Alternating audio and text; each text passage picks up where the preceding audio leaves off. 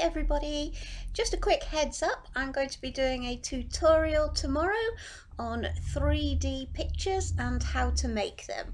Like these I have here, where everything is all standing up as 3D pictures. So if you want to join me and you want to do it at the same time as me, you're going to need a few things. You're going to need an old picture frame.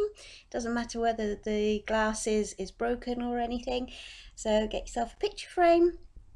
You'll need a glue gun, easy access to plug it in, some paint and some tissue paper.